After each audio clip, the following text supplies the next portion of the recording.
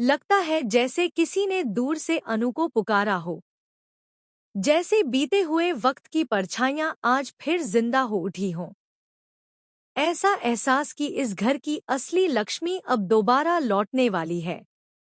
आने वाले एपिसोड में तुमसे तुम तक की कहानी एक ऐसे मोड़ पर पहुंचने वाली है जहां हर रिश्ता, हर भरोसा और हर सच सवालों के घेरे में आ जाएगा। जिस राज को सालों से छुपाकर रखा गया था, अब वही राज अनु के सामने खुलने वाला है।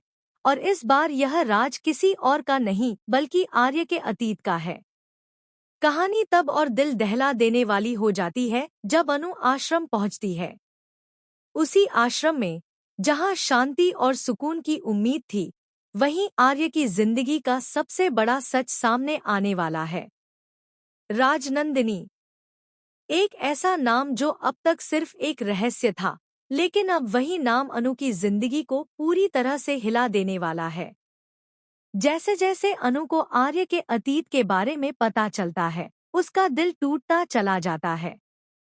जिस इंसान पर उसने आंख बंद करके भरोसा किया, उसी की सच्चाई उसे अंदर तक तोड़ देती है। इस बीच एक और बड़ी खबर सामने आती है। अनु पास हो चुकी है और यह उसकी जिंदगी की सबसे बड़ी खुशखबरी है। लेकिन यह खुशी भी ज्यादा देर तक पूरी नहीं रह पाती, क्योंकि इसके पीछे भी कहीं न कहीं आर्य का ही हाथ है।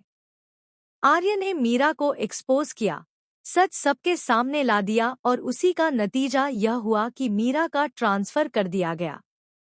लेकिन जाते जाते मीरा एक नई साजिश रच जाती है। वह सबके सामने अनु को गलत तरीके से पेश करती है, यह दिखाने की कोशिश करती है कि कैसे अनु ने आर्य सर को अपने काबू में कर लिया है और कैसे आर्य अब पूरी तरह अनु के दीवाने बन चुके हैं। लेकिन अनु अब सिर्फ इन बातों में उलझने वाली नहीं है। उसके मन में एक ही सवाल घूम रहा है, आखिर राजनंदिनी और आर्य सर का क्या रिश्ता है? क्या यह सिर्फ एक नाम है या इसके पीछे कोई गहरा सच छुपा है?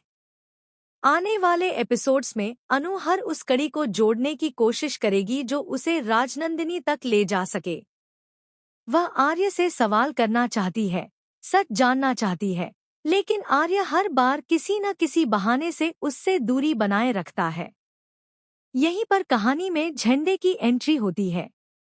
झंडे आर्य को साफ साफ चेतावनी देता है कि वह एक तरफ अनु को पाना चाहता है और दूसरी तरफ अनु उसके अतीत को खोदने में लगी हुई है। झंडे आर्य से कहता है,